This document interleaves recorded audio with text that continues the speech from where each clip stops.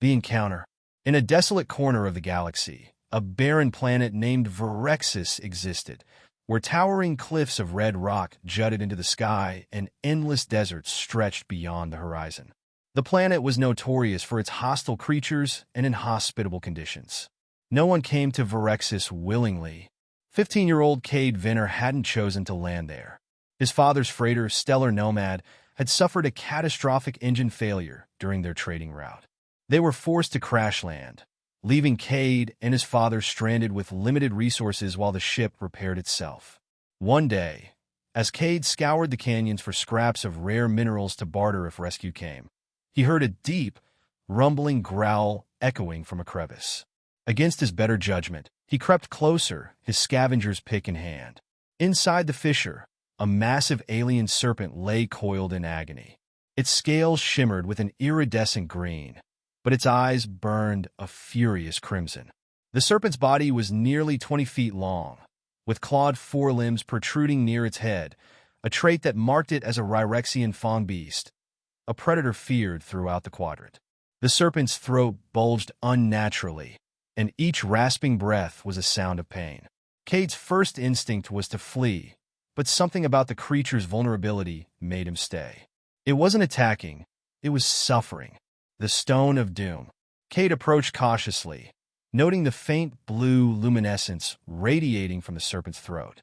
Embedded in its esophagus was a jagged crystal, pulsing with otherworldly energy. The creature thrashed weakly, but its movements were feeble, its strength nearly spent. "It's choking," Cade murmured, his heart pounding. He recalled hearing stories about the Ryrexian fangbeast's pride. Even mortally wounded, they wouldn't show weakness, making this serpent's exposed state even more poignant. Against every survival instinct, Cade dropped his pick and took a step closer. The serpent's crimson eyes locked onto him, its forked tongue flicking out weakly. "Hey, easy there," Cade said softly. "I'm not here to hurt you." The serpent growled, but it didn't strike. Cade realized it couldn't. The crystal was draining it of its energy. Without help, the creature would die. An impossible rescue. Cade pulled a small toolkit from his scavenger's belt. He knew that if he didn't act quickly, the creature would suffocate. The question was how to remove the crystal without causing more harm, or getting himself killed in the process. "I'll try to help, but if you eat me after this, I'll be really mad," he muttered. He found a long, thin probe in his kit and cautiously approached the serpent. Its pupils dilated as Cade reached out, but it didn't move. Whether it was trust or exhaustion, Cade didn't know. With trembling hands, he inserted the probe into the serpent's mouth and maneuvered it toward the crystal. The closer he got, the more the crystal's energy seemed to pulse, sending vibrations through his tools. Sweat poured down Cade's face as he worked. After several agonizing minutes, the crystal dislodged with a wet pop. The serpent convulsed, then collapsed, its breathing shallow but steady. Cade staggered back, holding the pulsating crystal in his hand. It was warm, almost alive. The bond. The serpent lay motionless for a moment before lifting its massive head. Its crimson eyes had softened to a warm amber. Cade froze as it regarded him, unsure if gratitude or hunger was in its gaze. The serpent uncoiled itself, revealing a gaping wound on its side, a deep gash, likely from whoever had tried to kill it and left it to die. Cade understood then. The crystal hadn't been accidental. Someone had used it as a weapon, jamming it into the serpent's throat to neutralize the creature. "Looks like we both have enemies," Cade said, his voice barely above a whisper.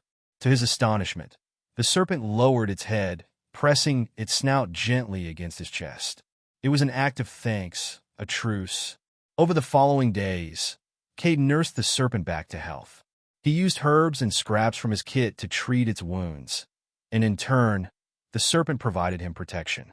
When a pack of scavenging vermin attacked, the serpent's roars scattered them instantly. Allies of necessity. As the ship's automated repair systems neared completion, Cade faced a decision. Could he leave the serpent behind on this desolate planet, knowing it might face hunters again? The serpent, whom Cade had nicknamed Luxor, had grown attached, following him wherever he went.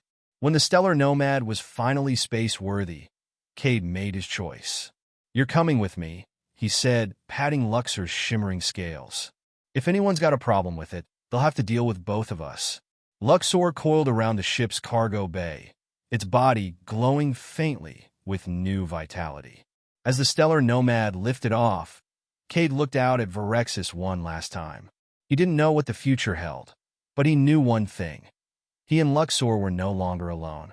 Together, they were stronger, a bond forged in desperation and trust. And as they vanished into the stars, the galaxy would soon learn to fear the boy and his serpent ally.